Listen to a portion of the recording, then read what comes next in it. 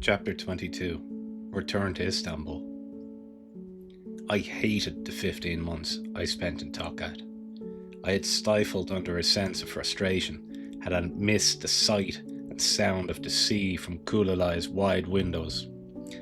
I had fretted in the stony, bleak mountains of Tokat, and many times longed for the bustle and splendour and the squalid romance of old Istanbul, and the splash of shadow caused by a sudden, unexpected tree in a lonely corner of the city.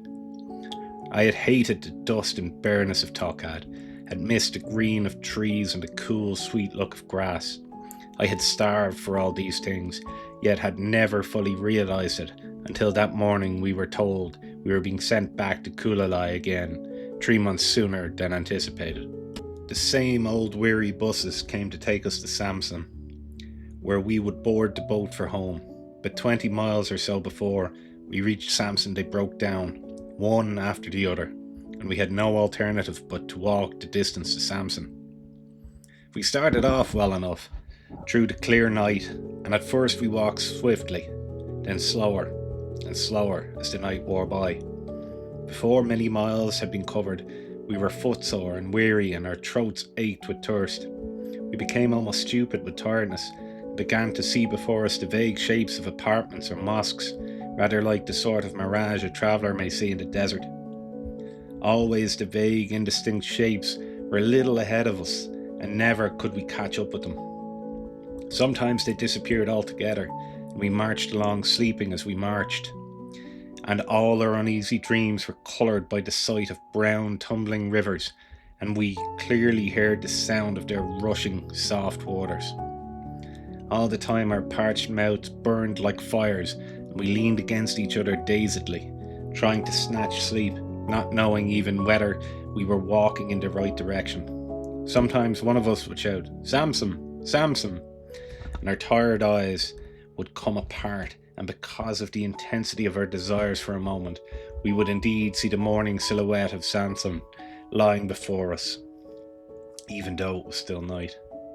But the illusion would fade, and the lights we had thought we had seen became the lights of hot, glittering stars.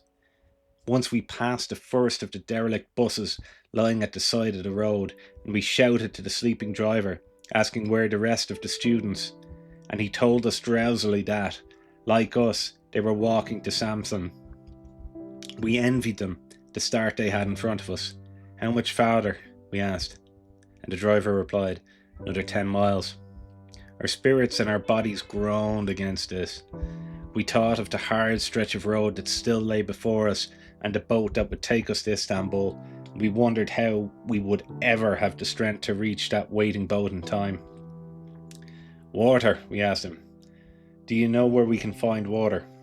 And the driver, already half asleep again, told us that a little stream ran down from the mountains just a bit off the road in front of us, and the coolness and the freshness of his words made us mad to find that water.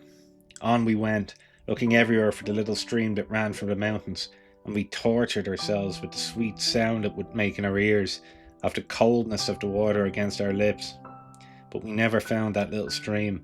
Neither the driver had lied, or our stupid, sleep-laden bodies had missed it. And we wept on each other's shoulders for the little stream that we had lost, and we said that if only we could get a drink of water, we should be all right. We said we could walk to Istanbul if only we had a drop of water. By dawn we had reached the suburbs of Samsun, and we went into the gardens of a cool grey mosque, and water gushed from a fountain. We were gasping with thirst, and our swollen tongues had made a little hillock of our mouths, and we flung ourselves on the fountain, and the icy water trickled into my mouth and over my face and hair, and I felt faint with relief. We drank until we could drink no more, till the water ran down our chins, and we were tired of it.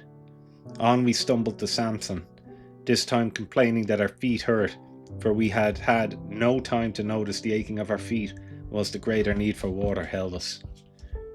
Kulalai lay coolly under the painted sky, and many students stood on the steps, but we were too far away to see them clearly, for our boat swung a course in the middle of the Bosphor.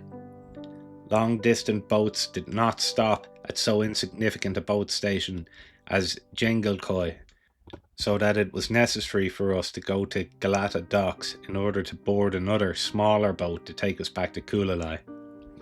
It was good to see old friends again, to see Mehmed waiting to greet me, a tall, brown Mehmed, suddenly grown, good-looking. We went home together. I was very excited as we walked towards Bayezid. The landmarks stood out all the more clearly because one had been absent for more than a year. After the bare aridity of Tokat, the trees of Istanbul looked green as they had never done before. The colourful flowers in the quiet old gardens made a splash of cool beauty. The little house behind whose crumbling walls my family sheltered looked smaller than ever and more dingy than I had remembered, but the windows stood wide to the summer air and the soft sound of singing floated out to us.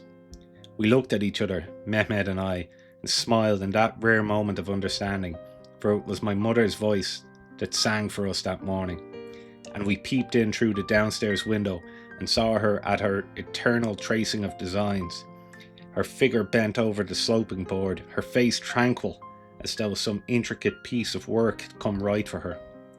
She was unaware of us, for we peeped slyly, being wishful to surprise her. Then Mehmed pulled the old-fashioned bell rope and the creaking heavy footsteps of my grandmother were heard on the stairs. She opened the door a fraction, a milk pot in her hands, not immediately comprehending that two tall grandsons awaited entry. "I thought it was Suchu," she grumbled to Mehmed, then took me in, standing beside him, and awareness leaped into her old eyes, and the milk pot went rattling to the floor, and she held out her arms to me. She called my name in a happy shout that shook the street and the foundations of the old house. It brought my mother from the workroom, joy and disbelief struggling for supremacy in her face. They folded me to them, these two, and the familiar childhood smell of eau de cologne tickled my nostrils. It was then that I really knew I was home again. All the while they extravagantly praised my looks and my height in the way of families. I was noticing little things I should never have noticed a year ago. I noticed that this day my mother's black hair no longer curled, that it hung lankly, heavily streaked with grey. I noticed the dull look in her eyes, and that they now and then slid away disconcertingly from the person to whom she was talking. It was though only a part of her was aware of the things going on about her. Perhaps it was for the first time in my life I wondered what her life had been in all the years we had been away from her.